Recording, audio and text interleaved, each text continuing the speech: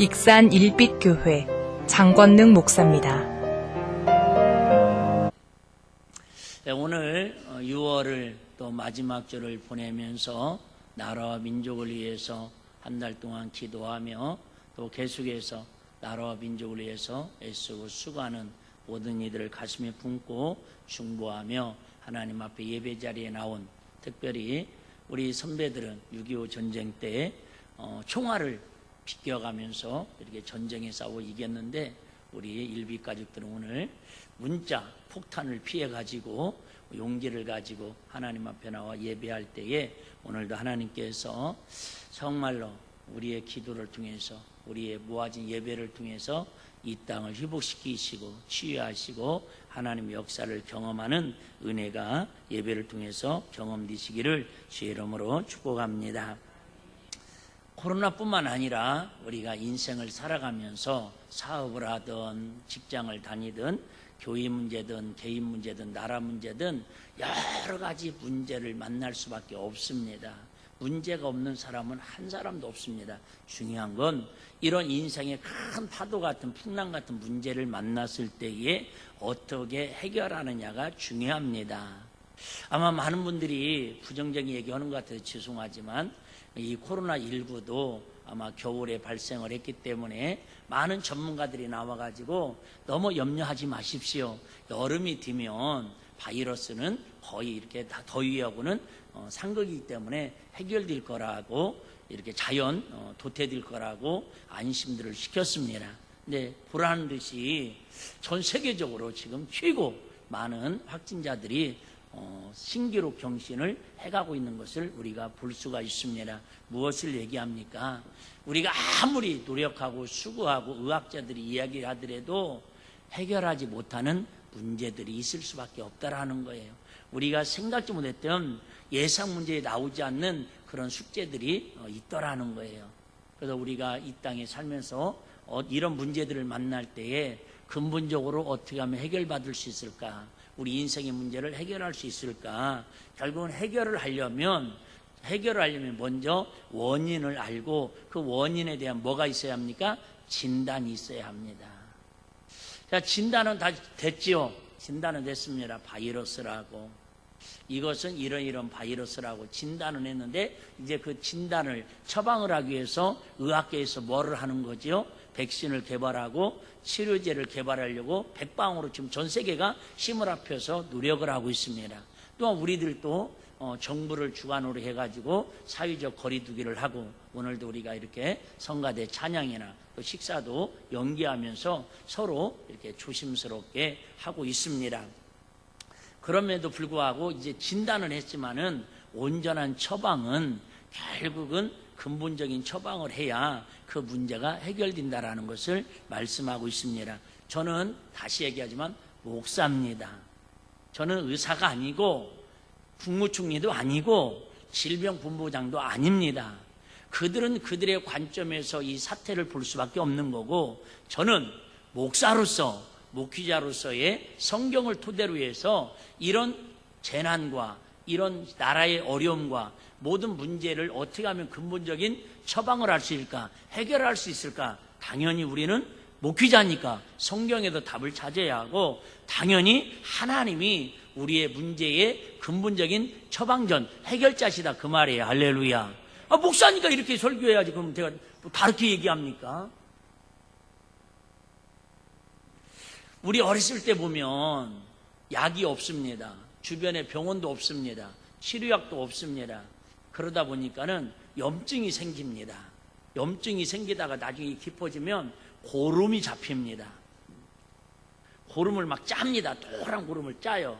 그럼 아픕니다. 주변에는 빨갛게 아주 그저 뭐랄까 괭이처럼 염증이 생깁니다. 그럼 고름을 막 짜면 아픕니다. 그러고 나서 다 짜서 나은 것 같은데 그 다음날 되면은 고름이 더 깊어집니다. 하다 안 되면 나중에 방법이 있습니다. 그 시골의 방법이니까요. 우리 때는 그랬어요. 이 말이 뭔 말인지 모르는 사람도 있는데, 무슨 약이 있어요? 신약, 구약 말고 더 고약한 약이 하나 있어요. 무슨 약이에요? 고약. 시커매갖고 안에 노로스로머니 핵이 있어가지고 베일밴드 나집사인지 모르지 뭔 말인지 지금 알아? 올 40 넘었는데 그러면? 그래서 그 고약을 고름에 있는 데다가 붙입니다. 그러면 신기하게 그렇게 짜면 또 생기고 짜면 또 생겼더니 그걸 갖다 뭐라고 그러지? 고름의 근이라고 그러죠. 뿌리를 쫙 뽑아 올리면 거짓말처럼 다 낫는 건 아니지만 대부분 그렇게 해서 고름의 근을 뽑아내면 근본적으로 치유가 됐던 것을 기억합니다. 그래요. 사회적 거리두기 해야 합니다. 그런데 우리가 이런 거 해야 합니다. 손 씻게 해야 합니다. 마스크 잘 써야 합니다. 그런데 죄송하지만 이것은 근본적인 해결책은 될 수 없다 그 말이에요. 그런다고 해서 하지 말자는 거 아닙니다. 잘해야 합니다. 근본적인 해결책은 어쨌든 또 얘기합니다. 하도 말들이 많으니까 목사니까 근본적인 처방전, 근본적인 해결은 성경에서 찾아야 하고 하나님 앞에 달려있다고 저는 설교할 수밖에 없다 그 말입니다. 제가 여기서 무슨 코로나 바이러스가 어떻고 우리가 이게 전염성이 어떻고 이걸 필요 없잖아요. 뉴스는 저보다 여러분들이 더 많이 들었을 것이고 정말 감사한 건 그래도 어쨌든 지금 우리 4번째 확진자가 익산의 청정지역이었는데 열흘 이상이나 사방에 장례식장으로 식당으로 병원으로 싸돌아다니셨는데 그래도 감사하게 582명을 지금 진단을 했는데 한 명도 물론 앞으로도 음성으로 나올 줄로 믿습니다. 감사하잖아요. 만약 여기에도 대여섯 명이나 여기에도 뻥 저기에도 뻥 그러면 아마 익산시는 이제 저도 내일 하늘산 집회 가야 하는데 아마 전화해서 우리 자가격리 해야 한다고 그래야 할 상황입니다. 자, 오늘 본문은 시대만 달랐을 뿐이지 사실은 지금 이 시대보다 더 영적으로 어둡고 더 나라적으로 위기 상황에 빠져 있는 이스라엘 민족의 이야기를 담고 있습니다.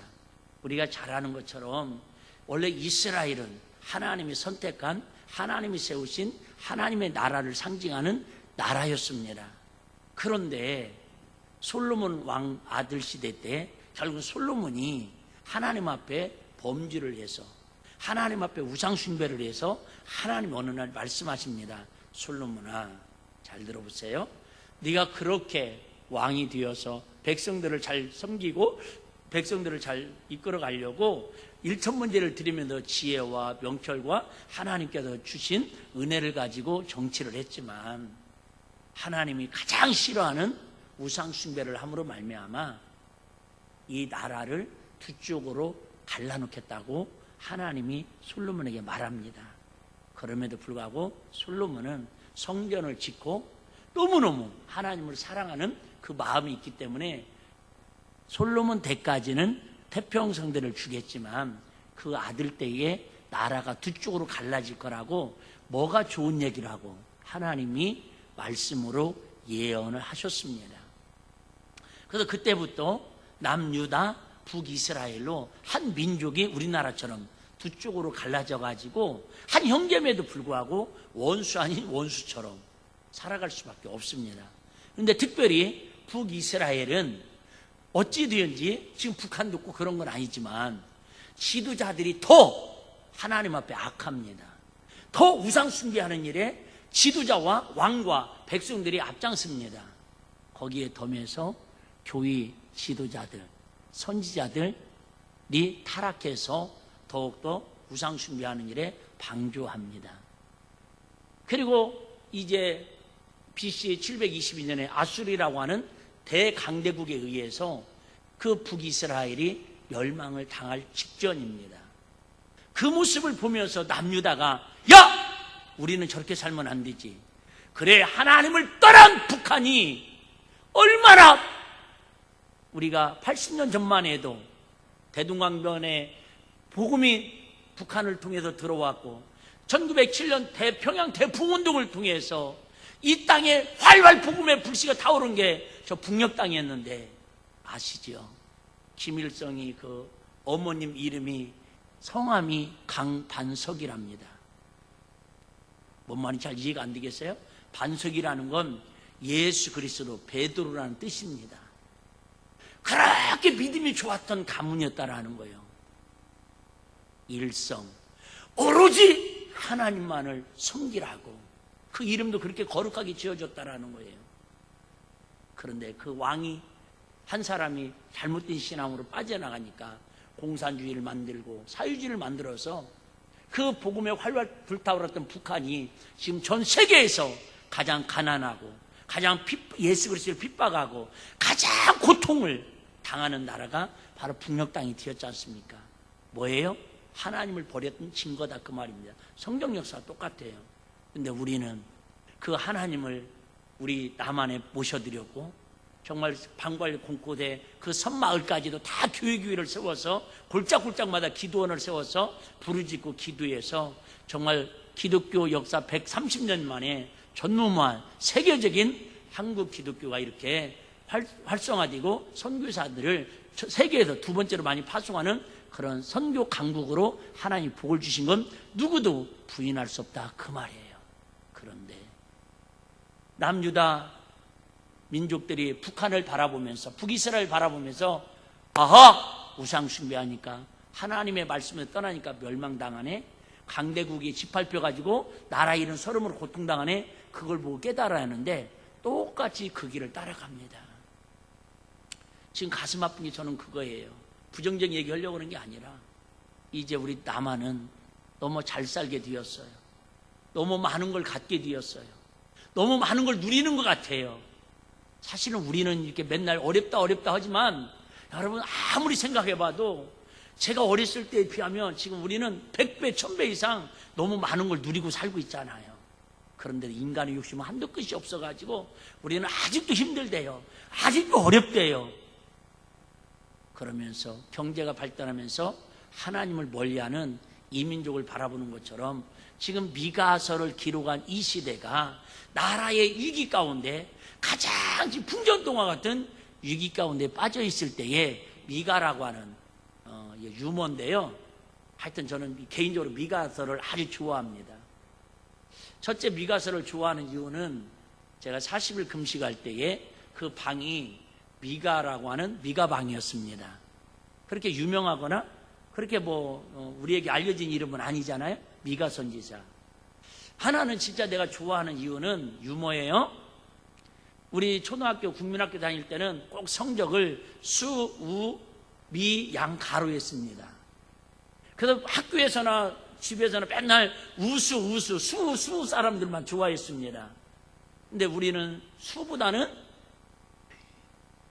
미가가 많은 건 아니었지만, 그래서 저는 기억하라고 성경에 미가 선지자라는 사람도 있었는데 그렇게 우수한 엘리야처럼 에레미야처럼 대단한 선지자는 아니었지만 그래도 분명히 한 시대에 가장 나라가 어려울 때에 있는 듯 없는 듯 하나님의 복음을 위해서 순교의 신앙으로 하나님의 말씀을 증거했던 선지자 중에 선지자가 바로 미가 선지자라고 우리 한번 기억하라고 말도 안 되는 얘기를 제가 하고 있습니다. 이 미가는 선지자는 남유다 출신입니다. 아수리의 침공을 당하고 강대국들의 기류평을 당하던 풍전동화 같은 시기에 활동을 합니다. 그래요 여러분, 태평성대 때는 선지자들도 편합니다. 목사도 마찬가지입니다. 교회가 부흥하고 이게 성장하고 교회가 태평할 때는 목사가 할만합니다. 아닌 말로. 그런데 이렇게 막 한 주간의 상황이 막 바뀌고 모여야 하는지 안 모여야 하는데 결정을 해야 할 이런 상황들, 우리 꼭 유집사님이 저 만나면 그러세요. 오늘도 목사님 참 심적인 고통이 심하시겠어요. 여러분들도 다 아시겠지만 표현하는 분은 우리 유집사님밖에 안 계셔. 여러분, 이 어려운 시대에 선지자를 활동을 한다는 게 쉽지 않습니다. 옳은 소리 하기가 쉽지 않다 그 말이에요. 그냥 똑같이, 그죠? 예배 드리지 말라고 안 드리면 되고, 모이지 말라면 안 모이면 되고. 여러분, 죄송해요. 그러면 이 나라, 이 민족은 누가 지킬 거예요? 여러분, 한국교회를 영적으로 누가 지킬 거예요? 저는 정말 우리 일빛교회가 그래도 여러분들이 이렇게 용기 있는 사람들이 믿음의 표현으로 하나님 앞에 기도하고 예배하는 이런 모습들을 통해서 이 나라 이 민족을 그래도 하나님이 회복시켜 줄 줄로 믿습니다. 제가 정말 신문 보면서 이런 얘기를 해야 하는지 말아야 하는지 갈등은 일어나지만 미가 선지자에 비하면 저는 아무것도 아니니까 한마디 정도 위치고 싶어요.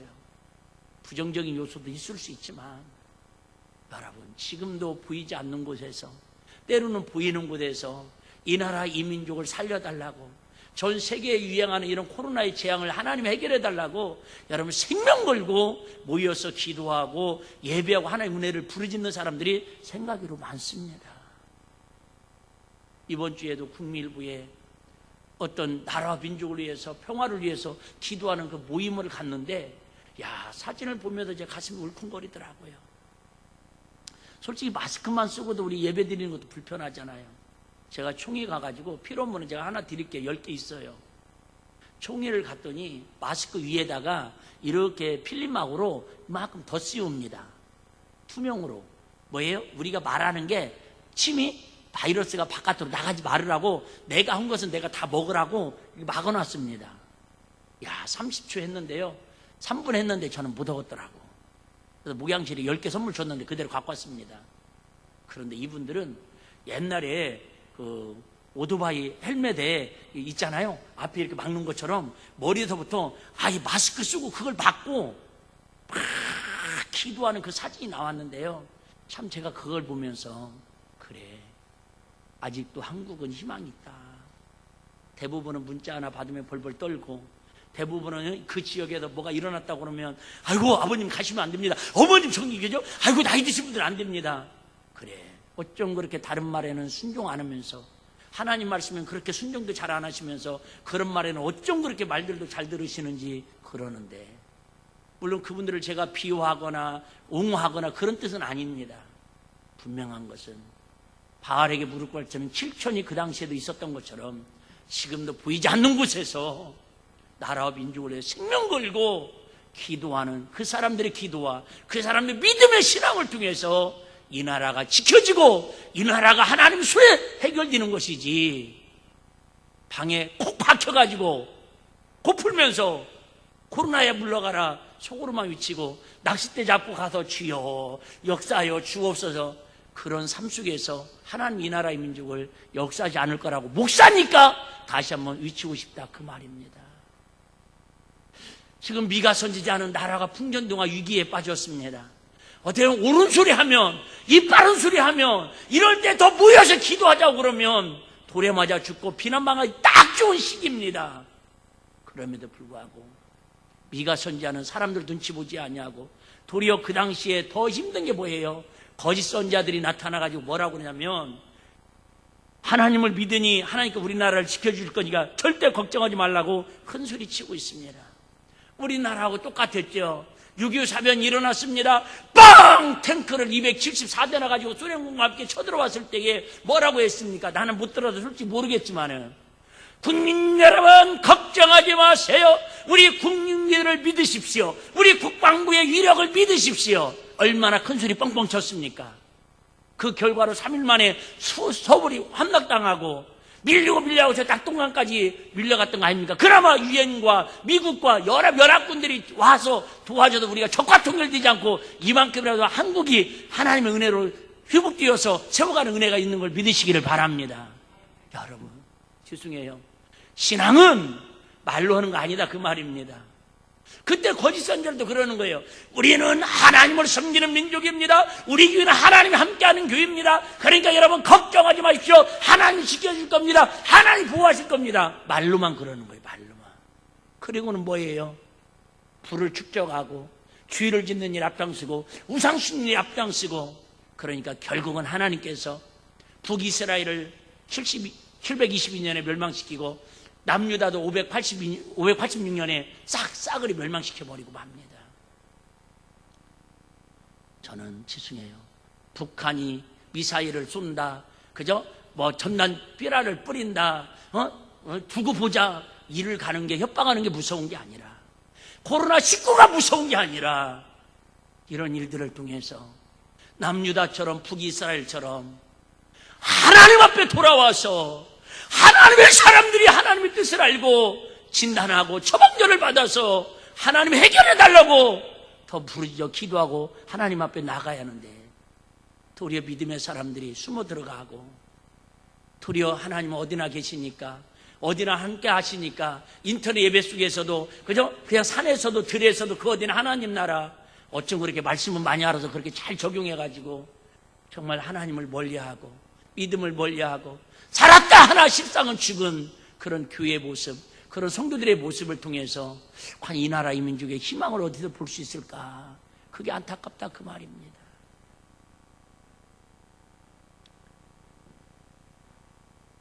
이 시대의 모습을 시편 17편 14절에는 이렇게 우리에게 교훈하고 경고하고 있습니다. 여호와여, 금생에서 저희 분깃을 받은 세상 사람에게서 나를 주의 손으로 구하소서. 그는 주의 재물과 배를 채우심을 입고 자녀로 만족하고 그 남은 산업을 그 어린아이들에게 유전하는 자니이다. 무슨 얘기예요? 말로는 하나님을 사랑한다고 하면서도 자기들 배 채우는 일에 위에는 관심이 없다 그 말입니다.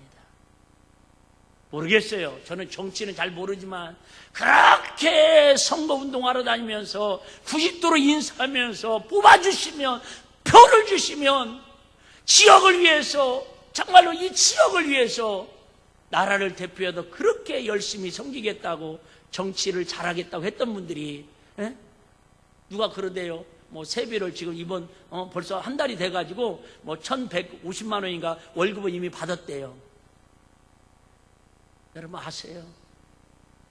이 어려운 때에 학교 가서 수업을 안 받았고 비대면으로 인터넷으로 수업 받았다고 등록금을 환불해달라고 하는 시대에 한 달 동안 국회의원들은요 그렇게 뽑아놨는데 일 하나도 안 해놓고도 월급을 딱 받았다고 다 내놓으라고 지금 누가 그러더라고요.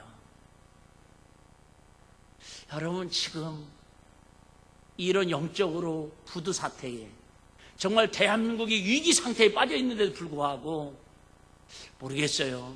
우리 정치인들이나 경제인들은 모르겠고 혹시 교회의 모습이, 저부터 시작해서 한국교회 주예종들이 자기 배 채우는 일에만 관심 있는 시편 17편 14절 말씀처럼 그런 시대는 아닌가 한번 우리가 생각을 해보자 그 말이에요. 내가 많이 재산 모아가지고 누구한테, 자녀들한테 물려주자라는 게 지금 시편에서 하는 이야기예요. 제가 가능하면 뉴스 얘기 안 하려고 하는데 저보다 더 잘 알으니까 제가 뉴스를 하나 보면서, 신문을 보면서 참 가슴이 멍멍하니, 정확한 건 좀 더 알아봐야겠지만 참 가슴이 아프더라고요. 그래도 어쨌든 우리 전 세계적으로 노벨 평화상을 받은 우리 전 고 김대중 대통령 부인 이호 여사였잖아요. 그분이 얼마 전에 돌아가셨어요. 근데 그 동교동 자택을 아태평화재단에다가 기부를 하거나 그렇지 않으면 그 재산을, 아들이 셋인데요, 셋 아들에게 똑같이 3분의 1로 분배를 하라고 유언을 하고 돌아가셨대요. 근데 얼마 전에 아들 하나가 돌아가셨더라고요. 자세한 건 얘기하려는 게 아니에요. 난 참 그런 게 너무 가슴 아파. 근데 뭐라고 하냐면, 내가 친자식이니까, 아시죠? 그 관계는? 내가 친자니까, 너는 이복 형제니까 줄 수가 없다라는 거예요. 그래서 지금 재판 중에 있다고 합니다. 여러분, 정말로 민주화를 위해서, 대한민국을 위해서 일평생 동안 희생하고 헌신의 아이콘이었던 그분들의 재산이 부도 아니죠. 그 자기 살았던 생각 때문에 아들이 친아들이냐 친자 아들이 아니냐 가지고 그걸 가지고 재판하고 고소하는 그 모습을 보면서 참 가슴이 멍멍해 오더라고요. 어떻게 보면 지금 한국교회가 세상은 이렇게 힘들어하고 아파하고 있는데 교회만 불을 싸놓으려고 하는, 오해하지 말고 들으세요. 우리 교회는 아시는 것처럼 싸놓을 것이 없습니다. 죄송하지만 줄래도 줄 것도 없습니다. 그래서 이렇게 항상 담임 목사가 강단에서 애통해하고 있습니다.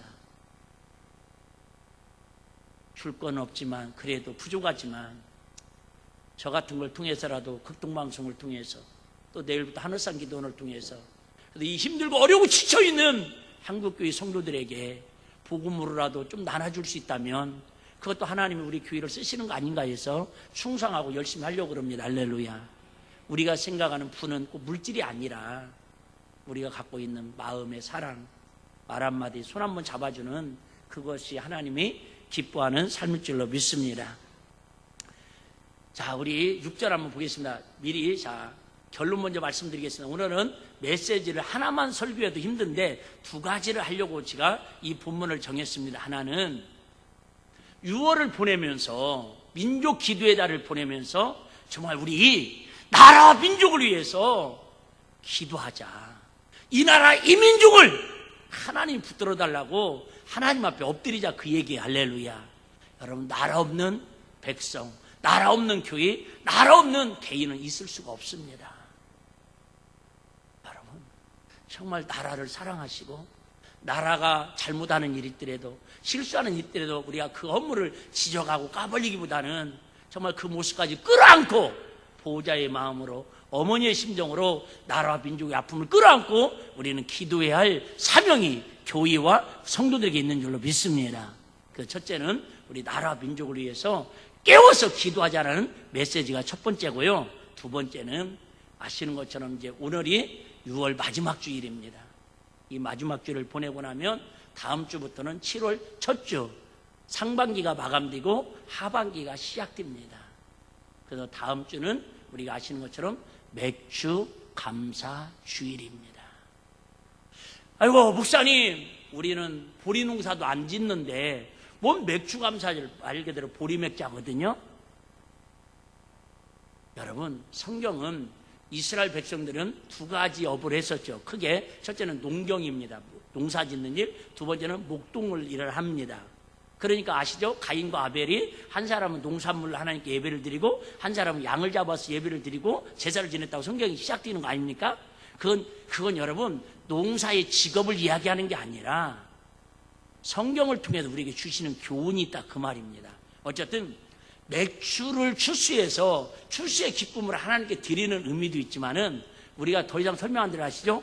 우리는 보리 농사를 져서, 쌀 농사를 져서, 밀 농사를 져서 뭐 보리 한 가마, 쌀 한 가마 드리는 게 맥주 감사절의 진정한 의미가 아니라, 진정한 의미는 절기는 큰 명절인데 하나님 6개월 동안도 우리 일빛교회 이렇게 좋은 교회 주시고 좋은 성도들 주시고 좋은 한교도 예배할 수 있는 여건 주셨는데 우리가 더 많은 영혼들을 출시해서 하나님 앞에 오늘 이런 많은 영혼들을 6개월 동안 하나님 앞에 이 영혼을 올려드립니다.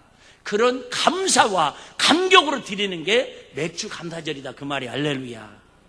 그런데 양심상 우리는 6개월 동안 하나님 앞에 영혼을 출시해서 드릴 열매가 있어요, 없어요? 없잖아요. 아니, 뭘 그렇게 지금도 고개를 뻣뻣이 세우고 그렇게 쳐다봅니까? 그래서 맥주 감사절은 우리가 영혼을 출시해서 하나님께 감사 예배 드리는 절기지만 사실 저와 여러분들에게는 무슨 예배가 돼야 돼요? 회개하는 예배가 돼야 돼요. 하나님, 이렇게 좋은 건강 주시고 교회 주시고 이렇게 좋은 여건 속에서도 6개월 동안 살면서 한 영혼도 제대로 추수하지 못했어요. 우리 가족 식구 하나 제대로 추수하지 못하고 영혼 구원하지 못했어요. 하나님, 악하고 게으름, 달란트를 남기진 나의 모습을, 우리의 교회의 모습을 용서해 달라고 회개하면서 맞이하는 절기가 맥주 감사절이 돼야 한다, 그 말이에요. 할렐루야. 의미는 아시겠죠? 의미는 알고 살자, 그 말이에요. 또 하나는 6개월 동안도 이 어려운 시기에 하나님, 우리 그죠? 이렇게 마음껏 와서 그래도 마스크 쓰고 불편하지만 예배 드릴 수 있으니 얼마나 감사해요. 여러분, 우리가 예배 드리고 싶어도 얼마나 많은 사람들이 예배 드리지 못하고, 여러분 정말 마스크 쓰고 불편하지만 이렇게 나오고 싶어도 나오지 못하는 사람이 얼마나 많은 줄 아세요? 그럼에도 불구하고 우리는 건강하게, 그래도 하나님이 나를 사랑하신다는 마음을 가지고 오늘도 예배 자리에 있는 이 자체만으로도 우리 감사로 하나님께 영광을 돌리는 주인공들이 되어야 할 줄로 믿습니다. 6개월 동안 하나님이 지켜주신 것 감사하고, 정말로 여러분 한치 앞을 바라볼 수 없는 어두운 시기를 살아가잖아요. 하나님, 하반기 6개월도 하나님 은혜로 살게 하여 주옵소서. 하나님 은총으로 살게 하여 주옵소서. 우리 가정을, 우리 자녀들을, 이 나라, 이 민족을 하나님이 붙들어 주옵소서. 그래서 미리 하나님께 감사로 제사를 드리며 나가는 절기가 맥주 감사절이다, 그 말이에요. 뭐 굳이 맥주 감사절이라 뭐 헌금 10,000원, 뭐 50,000원, 100,000원 그 헌금 몇 푼 드리라고 하는 게 아니다, 그 말이에요. 지중에 헌금 안 드려도 이런 의미는 알고 우리 맥주절을 맞이하자, 그 말이 할렐루야. 자, 지금 이 어려운 때에 나라가 풍전등화 위기에 빠져 있을 때에 미가 선지자가 이렇게 고백합니다. 6절입니다. 이 오늘 말씀을 잘 기억하면서, 자, 내가 무엇을 가지고 여호와 앞에 나아가며 그래야 하라고. 난 한 번 정도는 여러분들이 교회 나오실 때, 다음 주 맥주 감사절을 맞이하면서 교회 나오실 때에 한 번 정도는 생각하고 고민하며 나왔으면 좋겠어요. 내가 무엇을 가지고 여호와 앞에 나아가며 높으신 하나님께 경배할까? 넘어갑니다. 내가 번제물 1년 된 송아지를 가지고 그 앞에 나아갈까? 여러분들은 벌써 마음의 문을 철떡 닫고 있어요. 맥주 감사절에 뭘 얼마나 드리려고 그러려고 저러시는가? 오해하지 마세요. 여러분, 1년 된 송아지만 계산해도 여러분 취하 300만 원 이상 갑니다. 그러면 저와 여러분들, 우리 일빛교회 성도들이 맥주 감사절이라고 송아지 한 마리 300만 원 이상 드릴 사람이 누가 있겠어요? 말도 안 되는 얘기를 제가 왜 하겠습니까? 또 홧김에 뭐 어쩐다고 또 막 나를 무시하네 해갖고 다음 주에 막 소 10마리값 드릴까봐 내가 또 기도 제목이 생기네요. 할렐루야. 실수로도 하면 않잖아. 잘 들어보셔봐요. 미가 선지자는 지금 뭐라고 얘기하는가? 내가 하나님 앞에 무엇을 가지고 나갈까? 높으신 하나님께 내 무엇으로 경배할까? 그만하라고 이제 방송도 안 띄워주시는 것 같아요. 내가 번제물 1년 된 송아지를 가지고 그 앞에 나아갈까? 이 말이 뭐예요? 하나님이 우리가 생각하는 이처럼 몇백만 원짜리 송아지를 가지고 나아가는 걸 지금 미가 선지자의 뉘앙스를 봤을 때 기뻐한다, 안 기뻐한다? 안 기뻐한다. 은혜가 뒤죠, 이제. 은혜가 뒤잖아요. 송아지 갖고 오는 거 기뻐하지 않는데요. 300만 원, 500만 원 헌금하는 거 기뻐하지 않는데 맥주 감사죠. 한 절 더 볼까요? 용기가 아주 수산하도록. 자, 6, 7절. 여호와께서 천천의 수양이나 오메, 하나님께서는 5,000마리, 6,000마리 수양, 양의 5,000마리를 드리는 것보다 만만의 강수 같은 기름, 무슨 말이에요? 양을 잡고 염소를 잡아가지고 그 기름이 강물처럼 흘러가는, 그렇게 많이 잡아도 하나님께 드렸다, 그 말이에요. 근데 하나님 기뻐한다, 안 기뻐한다? 안 기뻐하신다. 왜 그러실까? 아까 설문에 얘기했죠? 주의 종들이 하나님은 살아계십니다. 하나님을 믿습니다. 그 하나님 어디든지 계시니 하나님 지켜줄 겁니다. 그리고 뭐예요? 기도 안 해요. 믿음 좋은 척하고. 예배 안 드려요. 믿음 좋은 척하고. 뭐 이게 힘쓰지도 않아요. 믿음 좋은 척하고. 그게 똑같단 거예요. 말로는 번제 한 마리 드려놓고, 아니 여러분, 우리는 송아지 한 마리 드리는 게 버겁지만 여러분, 왕이 송아지 한 마리 드리는 건 일도 아니지 않아요? 여러분, 대기업의 부자들이 여러분 1년에 절기 3번인데 송아지 한 마리 드리는 게 그게 뭔 일입니까? 어떻게 보면 우리가 1,000원 드리는 것보다 재벌들이 송아지 한 마리 드리는 게 더 쉬울 수도 있어요. 예를 들면 만만의 천천의 수양의 기름을 하나님 기뻐하신다, 안 기뻐하신다? 안 기뻐하신다라는 거예요. 자, 시간이 다 갔는데요. 그럼 이 번제에 대한 이야기만, 의미만 제가 한번 설명하고 정리할게요. 하나님께서 이스라엘 백성들을 향해서 번제를 요구하신 의미가 있습니다. 몇 가지 이유가 있죠. 첫 번째는 이 번제는 속죄의 제사를 뜻합니다. 그러므로 제물에는 뭐가 있으면 안 돼요? 흠이 없어야 합니다. 우리에게 죄가 없어야 한다는 걸 의미합니다. 두 번째는 이 번제는요, 잡아가지고 아무리 맛있는 송아지라도 넓적다리를 제사장에게 주거나 성도들이 나눠 먹으면 안 됩니다. 말 그대로 불로 태워서 온전히 하나님께 드리는 제사가 번제입니다. 마음과 뜻과 정성을 다해서 드려야만 하나님께서 기뻐 받으신다는 의미입니다. 세 번째 번제는요, 제물로 드리는 짐승에게 반드시 뭐를 해야 하냐면 안수를 해야 합니다. 안수를 한다는 말은 제사를 지내는 사람의 죄가 짐승에게 전가되어서 대신 죽는 것입니다. 이것은 철저한 회개를 뜻하고 있습니다. 네 번째는 번제에는 메시아 언약이 담겨져 있습니다. 이 언약을 믿고 드리는 게 중요한 것이지 믿음도 없이 거짓 기부하듯이 드리는 거 하나님 기뻐하지 않는다 그 얘기입니다. 다섯 번째는요, 번제는 다른 제사와 다르게 제사 지내는 사람이 직접 짐승을 잡아야 합니다. 아마 이거 여러분 우리 교인들 중에서도 양을 직접 잡아가지고 하나님 앞에 번제로 드리라고 그러면 그거 무서워가지고 막 도망갈 사람 많을 거예요. 어떤 사람은 막 닭모가지만 자르래도 무서워요 나쁘대요 막 그러는데요. 그건 뭘 뜻합니까?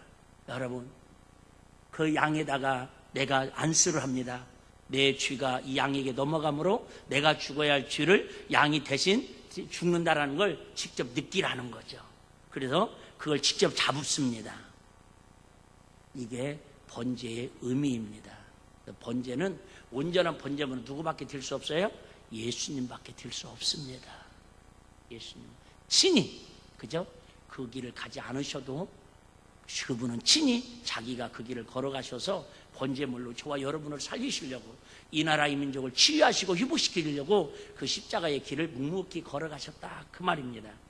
자, 그러면 우리가 어떻게 하면 하나님의 진노가, 남북관계가, 이 나라 이 민족이 회복될 수 있을까?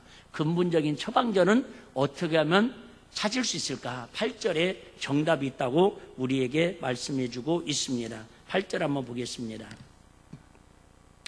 8절, 사람아 주께서 선한 것이 무엇임을 내게 보이셨나니, 여호와께서 내게 구하시는 것은, 물론 번제가 중요하지만 번제보다 더 중요한 건 이런 거죠. 그러니까 번제만 드려놓고 솔로몬이, 예를 들면 솔로몬이 번제만 드려놓고 하나님이 싫어하는 다체제를 막, 그죠? 위기적으로 막 이웃집 공주들을 막 데려옵니다. 그들이 데려온 신들을 섬기는 걸 무마합니다. 뭐는 했는데, 1,000번제는 드렸는데, 하나님을 감동을 시켰는데, 뭐가요? 삶이 번제의 삶으로 살지를 못하더라 그 말이에요. 제가 또 오늘 얘기하잖아요. 말로는 예수님 사랑합니다. 말로는 목사님 사랑합니다. 교회를 사랑하고 나라 민족을 사랑합니다. 사랑은 한다고 해놓고는 삶은 전혀 사랑하는 사람처럼 살지 않아. 누구처럼 살아요? 고멜과 같은 거죠.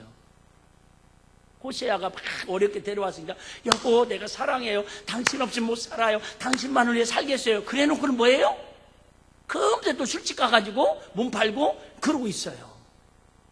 극단적인 표현입니다. 말로는 한국교회와 저와 여러분들이 하나님 사랑한다고 주일날이면 와서 예배는 드리는데요, 교회 바깥에만 나가면 하나님을 사랑하는 모습이 안 나타난다 그 말입니다. 하나님과 함께하는 삶의 표가 안 나타난다 그 말이에요. 그 오직하면 듣지 말아야 할 그런 말까지 생겼잖아요. 썬데이 크리스찬. 뭐예요? 주일날만 예수 믿는 사람이라는 거예요. 아이고, 그건 양심 있는 소리예요. 진짜 주일날만이라도 예수 믿는 사람처럼 살았으면 좋겠어요. 지금 한국교회 성도들은요, 저부터 시작해서 주일날 그나마 이것도요, 앞도막 뒷도막 다 잘라먹고요, 한 번 와서 1시간 예배 드리는 것도 버거워하고 있잖아요. 맞아요. 내가 얘기했잖아요. 미가 선지자처럼 옳은 소리 하면 다 싫어한다고. 그렇지만 베드로가 설교할 때 우리가 어찌하고 가슴이 찔려서 그나마 회개할 때에 하나님의 역사가 일어나는 걸 기억하시기를 바랍니다. 전부 다 더 하나님 앞에 돌아오면 좋겠지만 3분의 1이라도, 한 명이라도, 조금이라도 하나님 앞에 찔림이 있어서 돌아오면 제 설교는 오늘 하나님 앞에 칭찬받는 설교가 될 줄로 믿습니다. 여러분, 이제는 썬데이 크리스찬이 아니라 1시간 크리스찬으로 전락해 가고 있어요. 근데 이제 코로나가 생긴 데부터는 그나마 그 신앙도 이제 그 유행어도 이제 없어지게 생겼어. 제 지난 주일날 설교했죠. 실수한도 가늠하다 현장에 잡힌 여인을 돌로 쳐 죽이려고 할 때 예수님이, 야, 죄 없는 자가 먼저 돌로 쳐라 그러니까 양심상 어른부터 어린이까지 돌을 바닥에 던져놓고 다 도망갔다고 그랬어요. 그나마 그때는 양심은 살아있었다 그 말이에요. 근데 이제는 신앙 양심들도 없어. 말로는 예수 피로 주사 안 받았다고 하면서 말로는 예수님 없다고, 예수 나의 전부라고, 예수 나의 신랑이라고, 죽으면 천국 간다고 그렇게 입으로는 고백하면서도 신앙의 양심들도 없어 있잖아. 뭐를 통해서 알 수 있어요? 여러분 다시 한번 8절 읽게요. 사람아 주께서 선한 것이 무엇임을 내게 보이셨느니 여호와께 내게 구하시는 것은 오직 뭐를 행하며? 공의를 행하며 인자를 사랑하며 겸손히 내 하나님과 함께 뭐 하는 것이 되라? 행하는 것이 아니냐. 한마디로 말하면 야고보서의 주제처럼 영혼이 없는 믿음은 죽은 영혼인 것처럼 행함이 없는 믿음은 죽은 믿음이다 그 말입니다. 입으로만 주여 주여 사랑한다고 고백하지 말고 주일날만 예배 드리는 성도로 살지 말고 우리 6일 동안도 어딜 간지 애누처럼 하나님과 동행하고 하나님 말씀대로 실천하고 하나님의 뜻을 이루며 살아가는 우리 일빛교회 성도님들이 되시길 주여는 축복합니다. 창세기 5장 24절에 에녹처럼 살자 그 말입니다. 같이 한번 읽고 마치겠습니다. 시작. 에녹이 하나님과 동행하더니 하나님이 그를 데려가심으로 세상에 있지 아니하였더라. 그래요 여러분. 교회에서 1시간 예배드리는 것도 소중하지만 여러분이 가정에서든 직장에서든 어디를 가든지 나는 하나님의 사람이라고 나를 통해서 내가 번져버린 삶을 통해서 예수 그리스도가 십자가 갈무리에서 피 흘려 죽으셨을 때에 누구도 알아주지 않고 부끄러웠지만 부활하신 후에 빛의 역사로 성령의 역사로 생명의 역사로 온 인류를 물들였던 것처럼 지금 우리가 번져불처럼 죽어지는 것 같고 희생하는 것 같고 손가락질 안 하고 비난당하는 것 같지만 저 여러분 빛의 삶을 통해서 주님과 동행하는 삶을 통해서 머지않아 이 나라의 민족과 가정과 저와 여러분의 심령이 근본적인 처방전으로 해결되고 치유되어서 문제는 해결되고 하나님 주시는 정답으로 영광 돌리는 은혜의 주인공들이 다 될 줄로 믿습니다.